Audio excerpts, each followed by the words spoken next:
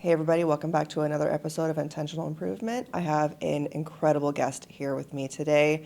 You would know him as the host of Millennial Millionaire. He also happens to own a solar company known as Sunder Energy. I have with me the one and only Steven Cohen. Thank you so much for coming on the show. Of course. Thanks, Erica. Happy to be here. That's amazing. So I want to know exactly where your journey began in personal development. Do you remember that thought that you had where you're like, man, there's so much more potential I have? And then take us through that journey of, the infancy of personal development, your adolescent stage, and then how you got to where you are today. Definitely. So raised in Las Vegas, Nevada.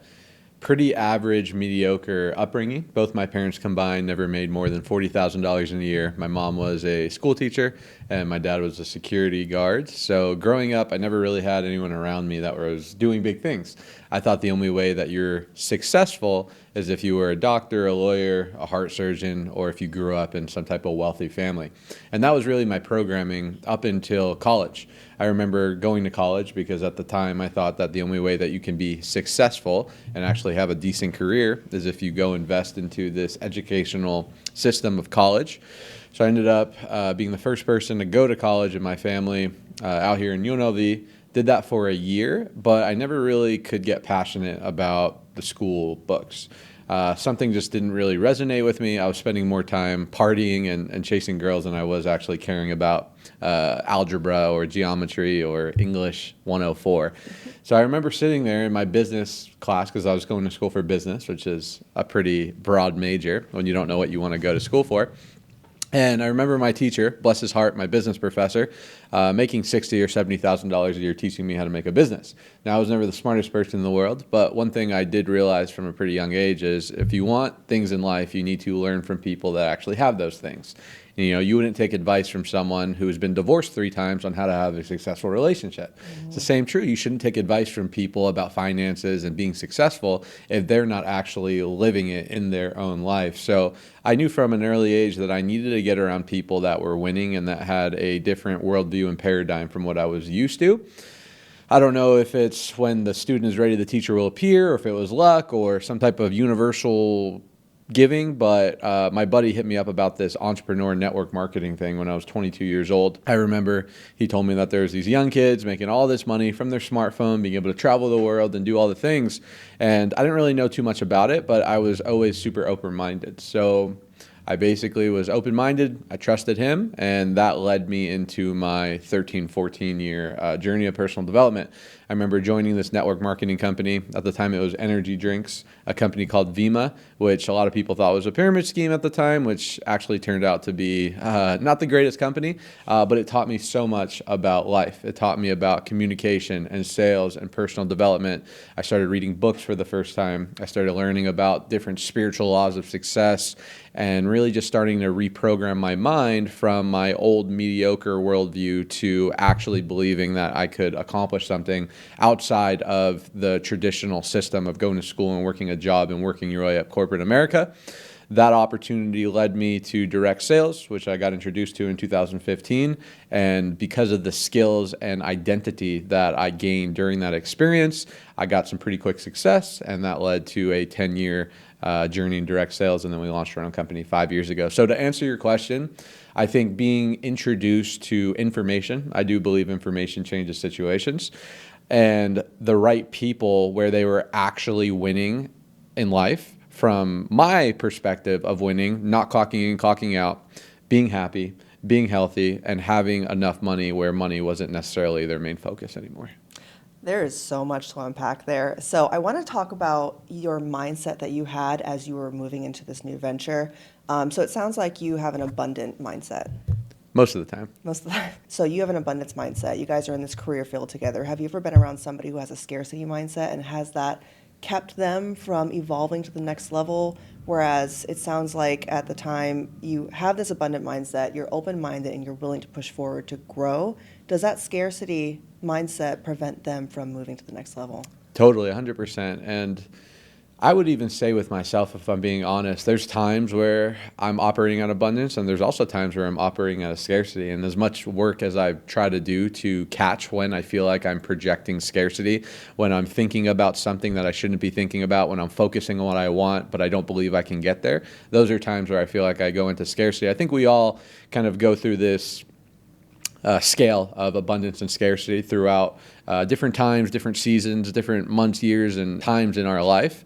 And if you're not aware of it, then you're not going to change it. I think awareness is really key. I don't think I've learned anything that someone else can't learn on YouTube or Audible, or we have so much information at our fingertips that information is not the issue. But I think it's the practice thought of operating out of, like you said, out of faith instead of fear, out of generosity instead of scarcity. Like every time that you can catch yourself when you're operating from a lower level of frequency, which I think is scarcity. All scarcity really is, you're operating from a place of fear. You're operating out of a place where you're either looking at something and don't believe that you can accomplish it, therefore you're feeling that way, or you're just focused on something that doesn't make you feel good. I think those are the two metrics that would put you into a state of scarcity. But yeah, I mean, you can't create anything out of fear. You know, I do firmly believe the only reason people aren't living the life of their dreams, it's not because they're not capable, it's not because they're not good enough, it's not because they don't have the right resources or education, it's because they haven't put themselves in a vulnerable situation long enough to really see what they're made of, to actually put themselves against the fire, because that's where character is developed, and that's where you really see what you're made of, to build that reputation with yourself so you can do hard things. So totally, I support and coach and train and lead salespeople basically 6 days a week, and you can see in real time when they're going through adversity, when they're going through challenges. Maybe one day they got a sale, they're excited, they're abundant, they're ready to take over the world, and they can do anything, and they're ready to change their life. And then a week later, that same individual is feeling down and they're in scarcity because of the circumstances in their life. So I think it really comes down to, we all go through phases of abundance and scarcity, but it's not allowing the outside circumstances to dictate that. It's having enough emotional intelligence to realize, okay, this happened to me. Let me separate myself from the actual circumstance and let me choose how I want to feel so I can operate, versus let the circumstance determine how I feel. Yeah, wow. So what were some of the biggest challenges you faced moving into the solar energy space? I'd say myself, for sure. The biggest challenge definitely was myself, because you know, in my industry, it's all door-to-door, it's direct sales. So it's direct-to-home industry, it's 100% commission. So it's a eat what you kill mentality. There's no salary, there's no safety net. So you really have to bet on yourself in an industry like this. But I think in anything self-employed, creating a podcast, you're betting on yourself. Like doing anything outside of the traditional system of working a 40-hour-a-week job for 40 years of their life to hopefully retire one day, is typically you're betting on yourself. And when you bet on yourself, it doesn't necessarily matter what's outside you, but it really matters on what's inside you. So of course, in any industry, solar is not an exception.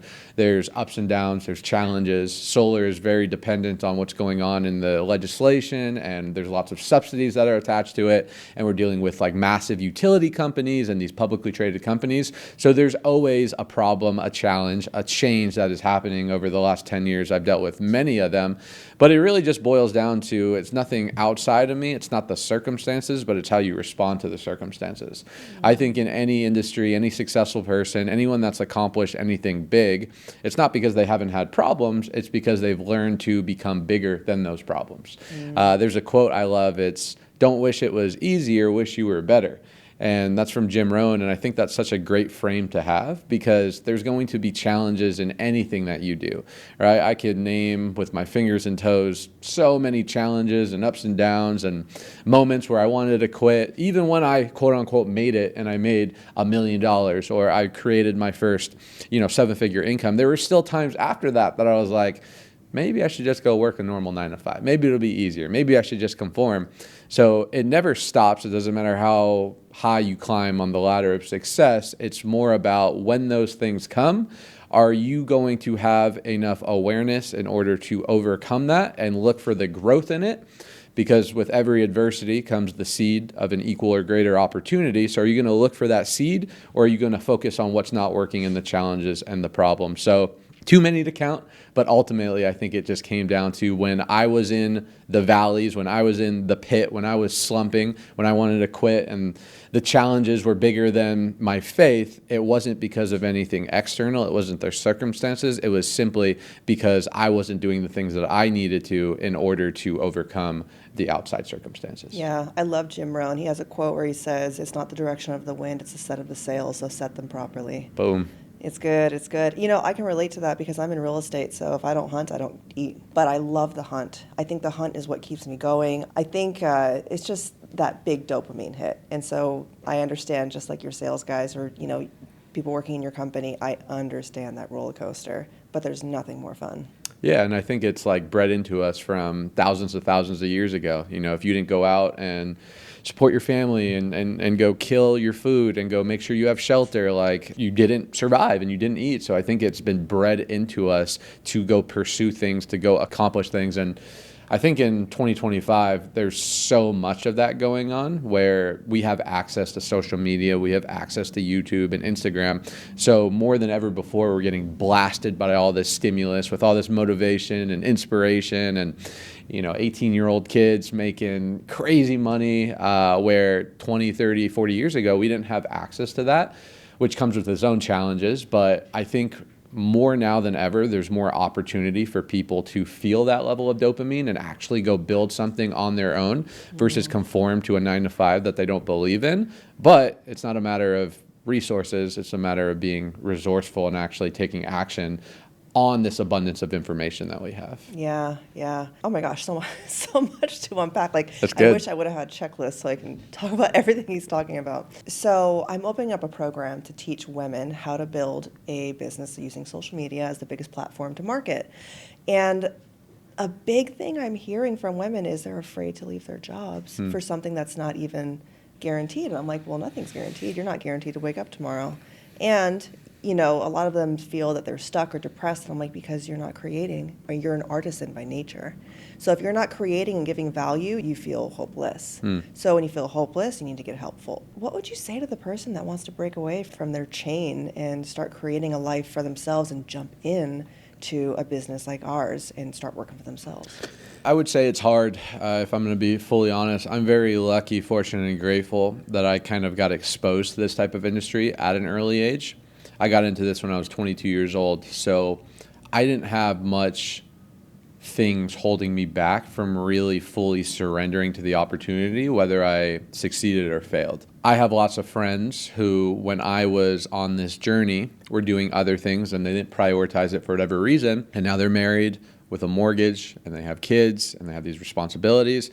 They're a bit older, so now they're in a situation where it's not as easy for them to just quit their 9-to-5 because they need that to support their family. They're in a situation where they have all these overhead, where I wasn't in that situation. I was okay living on the street if this didn't happen because I didn't have anyone else I was taking care of, minus my parents at the time. So I would say it is challenging, but at the end of the day, to your point, your job isn't security. You know, we see that in COVID, where in 2020, so many people got laid off that were part of corporations and jobs and vehicles for such a long time. And literally just like that, we had a little pandemic and they lost their 20-year career. So I would say the only bet that is safe is betting on yourself. And you have to be strategic. You have to be mindful. If you know, hey, I need X amount of income every single month to cover my overhead, let's start a plan. You know, back to Jim Rohn, he says work full-time on your job and part-time on your fortune until you can work full-time on your fortune and not have a job. Like, let's figure out a plan. I would tell those people, go find a mentor, go find a coach, go find someone like yourself that will help work on that plan with you and take it day by day bite to eventually make enough part-time income from their business or their fortune to eventually start taking a little bit less time in their 9-to-5. I think when people look at opportunities, they look at the big elephant. And the only way to eat an elephant is one bite at a time. If you look at all the hows, how am I going to survive? How am I going to make enough money to support my family? How am I supposed to hop into this new business in these next couple of weeks and make this money? If you look at the how only, you're never going to get anything done. I had no idea how I was going to go create X, Y, and Z and retire my parents and help this team do this. I had no idea, but I knew why I wanted to do it. I knew I had a solid vision. I knew my commitment level, and I was willing to bet on myself. So I would tell those people, you don't have to see the full staircase. Just take the first step, create an actual plan where it's digestible, so it's bite-sized, so it's not as scary looking at this big audacious goal. Take it micro steps, step by step, and find a mentor or someone that's actually done it that is willing to walk them through it, so it makes that leap of faith a little less scary. Yeah, so you help them reverse engineer their goals. 100%. Yeah, I love that. I love that phrase you said, how do you eat an elephant one bite at a time? I think when you look at the big picture, you start to get overwhelmed because you're like, how am I going to do this whole thing? But I think the beauty and the fun is in the journey, and then you really start to discover who you are, and you get to learn about yourself and just develop a whole different level of awareness. Yeah, I think entrepreneurship is a personal development program with a big compensation plan attached, which is what I love. It's not how much are you making or what you're getting, it's who you're becoming. And the beautiful thing about entrepreneurship, as long as you have the right integrity and your values are aligned, is typically, for me, I believe, the more money I make, the better person I become. The better person I become, the more money I make. So it's very intertwined with my personal growth is the more external and monetary growth I have. Where a lot of people, they don't have that. It's just a means to an end. It's doing something just to do it. They're living for the weekends.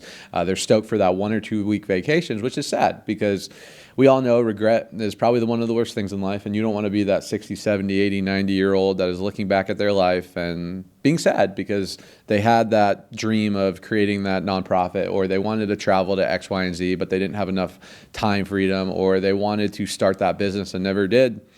I like quotes. Another quote is they said the most valuable place on the planet, the most richest place on the planet is the graveyard, because that's where everyone's dreams are, right? Most people die at 30, but they're not buried till 75 because they die with their dreams. Life beats them up, and you get a 9 to 5, you get a 401k, you get a family, you get a mortgage, and you get stuck in this quagmire where you're forced to have to trade your time for money in order to support your family, doing something for 40, 50, 60 years that you don't actually enjoy doing.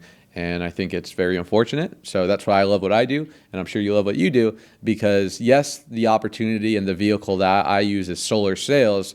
But what it really is an opportunity to break from that paradigm, from that matrix of thinking that you have to just work a job you don't like for the rest of your life. Yeah, I mean, that's what we were taught, and that's what makes the world go round. 100%. But Alex Hormozi is right. We need more entrepreneurs because entrepreneurs solve big problems, depending on, what kind of level of entrepreneur they are. So do you know who Sahil Bloom is? Sounds familiar, but not off the top of my head. Sahil Bloom, he was a big financial advisor, and then he broke away from that and entered the world of entrepreneurship because he had a friend that asked him, he's like, hey, so, when's the next time you're going to go visit your parents? And his parents are a little bit more, they're elderly, right? And so he's like, oh, I'll visit them next year. And he's like, well, how often do you see them? He's like, oh, I see them about 1 time a year. He's like, oh, so you're going to see your parents 15 more times before they die. And he was like, well, now that you put it that way, he was able to collapse time for him and show him the big difference. And so he broke away from his financial advisory job, which he made great income from, and then he started the Curiosity Chronicles, wrote a book, and is teaching people how to make money off their passions, and he's doing very good at it. But I think that's beautiful is when you have this incredible realization and then you can teach other people how to find that realization for themselves, and they can go out and bring value and impact to the world. 100%. And I think money is a byproduct of that. You see the quotes on Instagram all the time that the more value you add to the marketplace, the more money you make. And money is a side effect of you solving problems and adding value. And I think the people that can focus on helping enough people get what they want, and then you get what you want by default, is powerful. And selfishly, it makes you feel more fulfilled. And when you're happier and you're doing something that you actually feel fulfilled with at any level, that's the cool thing about being able to reframe meaning and actually focusing on serving and helping people versus just getting another paycheck, is because you don't have to do this grandiose thing in order to be impactful for people. I know people that are just kind of living a pretty modest life, but they love what they do because they're making impact and meaning to their community or to that selective 1 or 2 or 4 or 5 people in their community. And by means, that means you're successful. I think success in 2025 is very jaded by social media, and even myself over the years, I've had to take a step back and actually define what success is for me. Because when I first started in entrepreneurship, success was nice cars, nice house, taking care of my parents, and like living a cool lifestyle. That was success. Success to me now is having enough financial independence where I can do what I want, actually impacting people and making sure I'm living a life of peace. And I think success doesn't need to be a Lamborghini or a nice watch or a crazy big house. It's the progressive realization of a worthy ideal. That's the best definition of success I've heard. What does that mean? Well, it means that you are working towards something, you're working towards a goal or ideal that is meaningful to you, and you're making progress in it, which means the school teacher that loves molding the brains of students is successful by definition. So I don't think you need this big grandiose vision. Sure, if you're called to that and you have that big vision, leadership is like parents. If you're called to it, you should do it, but it doesn't mean you have to buy into someone else's definition of success in order for you to feel successful or fulfilled. Yeah, I think social media has definitely perverted the meaning of success through like a snippet, like a highlight of somebody's maybe 12 seconds of their day, and even then maybe it's filtered. Usually it is very filtered. Yeah. But yeah, I think it's got people very confused about what success is. And you know what? You take me as the kind of person who has thought about what people will say at your funeral. I have. What do you think? What do you want people to say, and what do you think they would actually say? It's a good question. It's interesting. I heard this fact not too long ago that the biggest determination of who shows up to your funeral and who doesn't, it's not how nice of a person you are, it's not how much money you made, it's not how cool your lifestyle is or how sick your parties were that you threw. It is the weather. The weather will actually determine more often than not how many people actually show up to your funeral or not, which is an interesting thought, because two things on that, and then I'll answer your initial question, is it makes you realize that no matter what you do in life and how hard you try, it's also not that serious, and you shouldn't care that much. There's a great book. It says, don't sweat the small stuff, and it's all small stuff. So that's a whole nother paradigm to unpack, because that just shows that sometimes we care too much about other people or other people's opinions or doing something for ourselves simply to impress or impact or get a response from other people, when in reality, no one really cares that much, which is, I think, a freeing, empowering for you to just operate from your own alignment versus trying to operate based on external environments. That's number one. And then to answer your question, I just want to be known as someone that was kind and that actually cared for other people. And I feel like I've done a decent job doing that. I try and operate in my life and in my business with those key philosophies. I think some of the golden rules are very valuable. Treat other people like you like to be treated. It's called the golden rule for a reason. And I really try to live by that stuff, to not do something to someone else, whether it's personal or professional, if I wouldn't want that done to me. And I feel like people will say I'm kind and I cared and I was ambitious and I did my best to make the world a little bit better than I found it. I love that quote, leave a space better than you found it. If you're invited to someone's home, leave it better than you found it. If you're invited to mentor someone, leave them better than you found it. I think just having that philosophy of leaving things and people and places better than you found it is just a great mental philosophy to have, because you're operating from service. And when you're operating from service, to your point, if you're feeling helpless, get helpful. When suffering, according to Tony Robbins, only occurs when you're focused on self. Whenever you're in a negative state or scarcity, you're focused on your problems, your challenges, your bills, your insecurities, versus getting outside of yourself. You're not that important, you're not that serious, and focusing on others, then you're able to, I think, shift your vibration and serve from a higher level. So the funeral thing is interesting because you could look at it two ways. How am I showing up now? And what are people going to remember me for? But ultimately, don't care that much about it. There's a Hebrew word, the word, I'm probably going to mispronounce it. It's hafel. Have you heard of it? Hafel? I have not. Hafel pretty much means that at the end of life, none of it will have mattered anyways, and that your life will end, and that is that. So it was interesting to piggyback off what you were saying, don't sweat the small stuff, because it all is small. It really is all small. In the grand scheme of things, life will eventually end. And at the end of it, I don't really think it is about us. It's about what we can do to contribute to the lives of others. And that's going to lead to my second part. So I have this thing where I say it so many times to where I'm tired of saying it. But, I do coach with a life coach, and she's like, Erica, you need to keep saying it, even if you're sick of saying it, because it's truth. I say healed people heal people and hurt people hurt people. So if you're not part of the solution, you're by default part of the problem.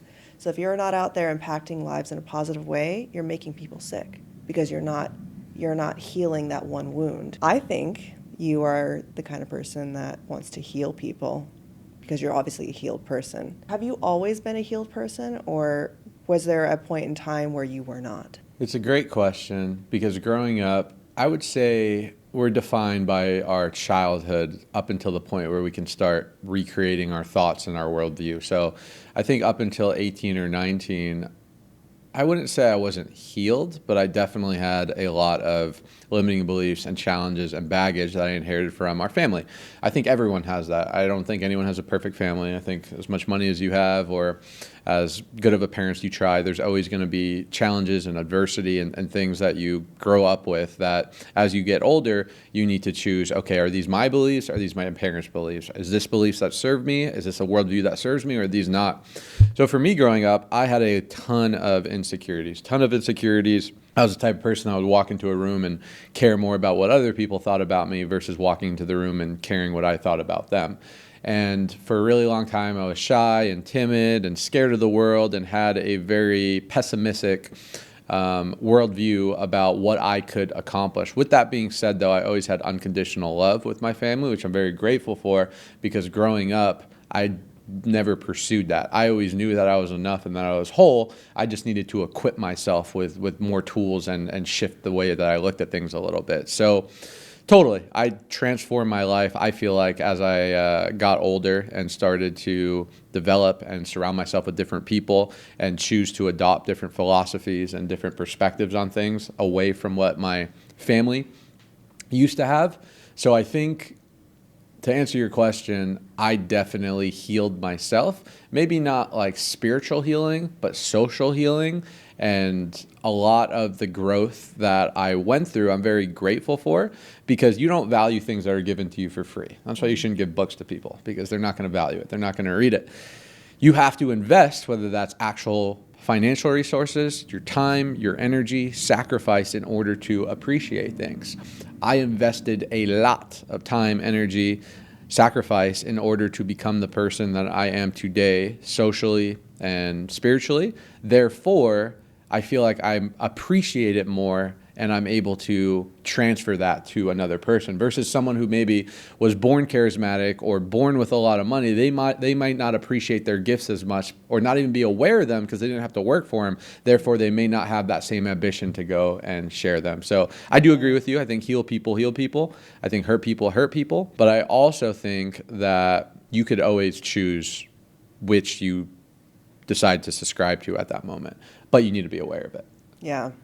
So I have a 9-year-old, and so it seems to be our 15-minute drive to school every day. We have a conversation about life and awareness and just making conscious decisions. And today I quoted Stephen Curry, and I said he has a job. He needs to empty out his lunchbox because I pack him like chicken and rice or shrimp and rice or something because I don't let him eat school lunch. Nice. And I'm like, and he didn't do it yesterday. He didn't unpack his lunch, and I'm like, oh my gosh, baby, like how many times do you want to eat nasty school lunch? Like, is that what you want to do? So, of course he's 9. I have to remember he's not an adult, and so we get in the car, and I'm like, okay, baby, I'm going to tell you this, and this is as true as truth is, and this is going to be as true today as it will be when you're an adult. You are free to pick the actions of your choice, but you are not free to pick the consequence of that action. Yeah. So no matter what you do in life, you better pick the one that's going to give you the consequence you want to deal with. And he, of course, he understood it. He was still mad at me for yelling at him about not taking out his lunch. But, I was like, if I don't teach this perfect little human right now how to be responsible, I'm going to fail as a parent because then he's going to go out and fail the world. He's not going to pass on what I've taught him and created his own interpretation of it and transfer that energy and the moral goods to the next person. And I don't want him to be a hurt person to hurt people. I really don't. And so I really do think that it does start at home, and it starts with the conversations you have with yourself and even the conversations you have with other people. Very simple conversations. No, it's beautiful. And I imagine he's going to turn into an amazing young man, because kind of the same philosophy that comes with my job and my business with leadership. Things aren't taught, they're caught. Monkey see, monkey do. So it's funny because as much as I say things or do things or try and give advice, or I'm doing a training, like literally right after this, we have a correlation meeting that I'll be doing a training at. That's all great. I can preach until I'm blue in the head, but it's not necessarily about what you tell people, but it's about what you show people. And I think that's leadership. We've all heard that you need to lead from the front, be the example, never ask someone to do something that you're not willing to do yourself. And that's what leadership is. I can never ask my guys to go knock doors in the 120-degree Las Vegas sun if I haven't done that myself at a high level consistently for years and years and years. And for people that are asking people to do something that they're not willing to do, that's not leadership, and it's not sustainable. And I think parents is the true essence of leadership. You know, the only reason you're able to model that to your kid is because you're doing that yourself. So I think things aren't taught, they're caught. And the more that we can just be the example, the people in our lives that we have influence over will be more of a model of what we do versus what we just tell them. Yeah. Right now, one of the bigger conversations we're having with him is pride and ego, and how it will make you not just financially poor, but spiritually poor. It will keep you blind, and it will keep you from being zealous. And I think people lack being zealous, having a focused desire or commitment and energy and enthusiasm towards one goal. We're focusing on that right now. Hopefully he gets it in the next year. So, Millennial Millionaire podcast, and you coach in that podcast, right? So how did you get into that, and why? Yeah, actually my good buddy Oscar over there was the one that helped me set it up. But so I've been doing solar for 10 years now. I started the podcast about 2 years ago. At first, I was just making content. I never liked the idea of going online and creating content. I just knew that in 2024, 2025, your resume, your influence is based on your social media presence. No way around it. You could have all the money in the world. You could have all the talent. You could have golden nuggets that every time you speak, people change their lives. But if you're limited towards 100 people, 200 people, your community, your town, you're never going to fully maximize your level of impact and reach. So you need to get online. So I started making talking head videos, just sitting in my house with my videographer, Oscar, and just going over lots of life principles, sales principles, things that I have learned over the last couple of years that serve me, that hopefully can serve other people. And then I realized I don't really like this much. It feels unauthentic, and I just didn't really enjoy doing it. So I'm like, okay, well, how can I get the best of both worlds? Podcast sounds pretty cool, where I can have a genuine conversation with someone in an hour in a container that's uninterrupted. I don't know other than podcasts when I have an hour conversation with someone without us being on our phone or thinking about this or doing this. Like, it's very rare to have that level of intimacy with someone at that level of dialogue. So I'm able to do that. I can chop up the content and get the same value as I'm getting from actually just talking head videos, but I can chop it up into short-term content and put it on my social media to help create my brand and make impact long-term. And the coolest thing that I've gotten from the podcast over the last couple of years is the actual networking aspect. I think anyone that is looking to increase their Rolodex and increase their network should create a podcast, regardless how many views or downloads or what your goal is for it. It literally is a cheat code to networking. I would never have met the people that I have met if I didn't have the podcast, because especially for people that are listening, if you hit up someone that is somewhat successful, that is busy running a business, and try and take them for lunch or pick them brain without having an existing relationship, they're going to tell you no or charge you $20,000 to join their mastermind. But if you have a podcast that you actually have developed and put a little bit of work into, 9 times out of 10, they're probably going to say yes, because creating a podcast is a win-win. So being able to add people to your network, because you can have a genuine conversation over an hour, and actually having a value prop for people that you meet at these networking events or people that you meet on social media versus just getting their social media and never following up, has been the biggest game changer for me.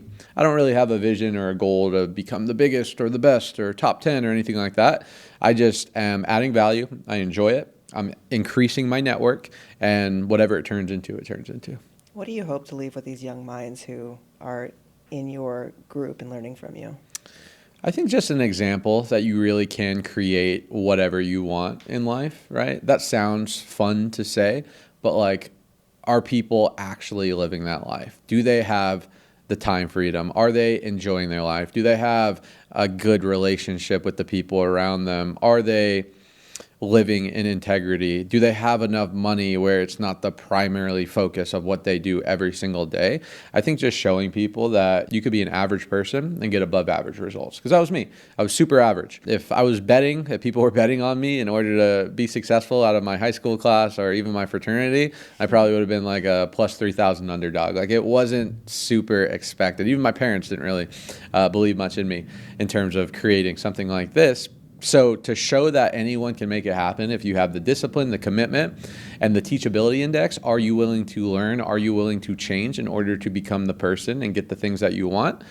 I think that's it. More of an example that we only have one life, as corny and cheesy as it is, but you should create that life by design, not default. Either you're working every day to create the life you want, or you're building someone else's. And we don't have enough time, whether you believe in the afterworld or reincarnation. We don't know at the end of the day what happens after this.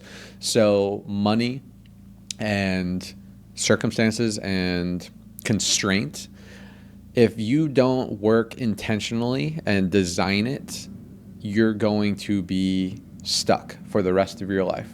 Doing things you don't want, not being in the community that you want, not having the peace and the joy that you want. Unfortunately, I don't make the rules, but money is pretty freaking important. You know, it's not the most important thing in the world, but it's up there with oxygen. So if you can learn to define what success is for you, reverse engineer it, and actually take actionable steps to get a little bit more time with your family, to get a little bit more fulfillment out of your job, to get a little bit more freedom and peace from this financial constraint, I think you'll just live a better life and make a better impact on the people that you care about and the people around you. Yeah, I believe Jeff Bezos said this, but his quote was, if you want to build, if you want to see, to travel in time to see if you've actually lived the life to its fullest potential, imagine you're 90, would you have regrets? And what would those be? And I heard that on a podcast. I think it was Alex Hormozy. He quoted him, and I was like, yeah, that's a really deep question, because at the end of it, you know, I'm sure you will die with regrets, but, you know, what kinds? And, you know, once that time is gone, you can't get it back. But I'm going to ask you 4 questions. Question 1 is, where do you see yourself in the next 5 years, and how will that impact the lives of other people? So it's funny because I just got done talking to someone. I feel like I got another 5-year run left in my current industry. I feel like I got another 5 years. I've been doing this 10 years. I feel like 15. I'll be 36, 37 years old. So I'll probably still be doing the same thing that I'm doing, just hopefully at a higher level. More people, more impact, more success, more joy. What's after solar? I have no idea right now. But one thing that I've learned about life is sometimes your current thing will take you to the next thing, and you also don't necessarily need to know. Most of the times in my life where I've tried to design the next 5 years, okay, I'm going to do this, I'm going to go here, I'm going to make this much impact, this much money, this much revenue, this much success, and this is how I'm going to do it. 9 times out of 10, it doesn't work out the way that I think. So just being open, being detached from the outcome, but being stubborn in the vision and what I want. So next 5 years, probably be doing the same thing, just hopefully more depth, more dimension, and more volume to it. I love that. Knowing what you know today, what would you go back and tell your 20-year-old self? Keep doing what you're doing. Trust the process. Keep doing what you're doing. Believe a little bit more. Dream a little bit bigger, a little bit quicker. You know, when I was 20, I thought that I knew that I would be in the situation that I was in. I just thought it would come a lot quicker, and I would have probably not suffered as much. And I think people have a wrong definition of suffering. Suffering is from the self. You choose to suffer, right? Either we're in joy or we're suffering. And there were so many times, so many dark nights of the soul, so much anxiety, so many challenges where I wish I could have enjoyed that process a little bit more. I wish I could have just known this is normal. this is actually where the character's built. This is where you're becoming the person that you need to sustain the goals that you want. Just enjoy it a little bit more. But the funny thing is I can tell myself that right now, and it's just as applicable. One of the root words for passion is suffer. So I think it's Greek or Hebrew, but through passion, you're willing to suffer for the growth of it. I mean, that's big. That's a lot of sound bars there. Lots of bars. Everyone talks about filling up their cup, but nobody ever talks about what's in that cup. So when you fill it out, you pour it out to other people. What do you want to be in your cup that you're going to give to other people? I'd say peace is probably number one. I did a value exercise a couple of years ago in like this workshop, and it's funny, you basically have like these 60 good words, from love to hope to success to freedom to faith to passion to purpose. And it's funny, after doing the exercise, my number one was peace. And it was such an aha moment for me because I'm like, you know what? I actually do value peace over a lot of other things. So I would say peace, just peace in your life, being content with where you're at without losing ambition to where you want to go. And I think more people could use more peace in whatever purpose or pursuit that they are en route to accomplish. I love that. Peace is one of those things you can't buy, just like love. Can't buy it. It must be earned. That's it. Some of the greatest things in life do have to be earned. And I think everybody thinks, a man-made dollar is going to solve most of their problems. But my last question, my favorite question, what are you grateful for? Too many things. I'm grateful for my ability to have time freedom. I'm grateful for my fiance. I'm grateful for my parents. I'm grateful for the opportunity to live in Las Vegas. I'm grateful to live in America. I do a grateful exercise every morning. I have this little, 5-minute journal. It's $20 on Amazon. And every night before I go to bed, write down 3 to 4 things I'm grateful for. Then the interesting thing is there's sometimes I'll write down things and I won't actually feel the emotion of gratitude. Where there's times where I'll write down those same things and I'll actually be a little bit more intentional about it and I'll actually feel it. So for me, it's more of like, cool. It's cool to be grateful for your mom or for your dad or for your opportunity, for this good thing that happened, for that person that bought you coffee today, whatever. But why are you grateful for those things? Why am I grateful for my mom? Well, she's always supported me. She's always been there for me. She's always been that rock, and she's given me more. Why am I grateful to live in Las Vegas? Well, I was forced to move away from my industry for 2 years in San Diego, and all I wanted was be back with my family, be back with my girlfriend, and be back where I grew up in my roots. So I think to take it a little bit further, it's cool to say what you're grateful for, but be a little bit more intentional and targeted. Why are you grateful for those things? And I think you can feel the emotion a little more. That exercise where you started writing down what you're grateful for, when you wrote it down, even if you may not have felt it, but seeing it, writing it, did that do anything for you? Like, did you ever go back to it and say, why did I write that down, and think about it? Yeah, definitely. And I think the biggest thing it does for me is keep me in rhythm and keep me in routine, where I know if I don't do it, I feel like I've messed something up in my morning or my nightly routine. But yeah, reviewing it, I think, is really, really important as well. And it's a good point. I don't review things as much as I should. And I teach my guys this. It's like, hey, it's one thing to write down your goals, but like, keep track, keep score. Like, where are you? You wrote this down a month ago. How far have you come? Do you need to change it? Do you need to change your work ethic, or do you need to change your target? So I think reviewing is super important, and gratitude is the highest emotion that you can reach. You can't be suffering and grateful at the same time. They don't coexist. So anytime you're in a funk, anytime you're challenging, anytime your obstacles are bigger than you, or at least feel like they're bigger than you, just do your best to channel that gratitude. Move your body, channel the gratefulness, actually sit there in the gratitude. And that usually is the antidote for most things. I love that. Where can people find you? Steven Cohen on Instagram, YouTube, and then if you want to check out the podcast, it's Millennial Millionaire on YouTube, Apple Podcast, and Spotify. Would love to connect. Love to chat with any of your viewers. And what about your solar company? Solar company is sunderenergy.com, SUNDER energy.com. We do residential solar nationwide, or if you're interested in a potential position as a salesperson, we're always taking applications as well. I love that. Well, Steven, thank you so much for your time, sharing your story, and just being here and talking with me today. Grateful for the space. Thanks, Erica. All right, thank you.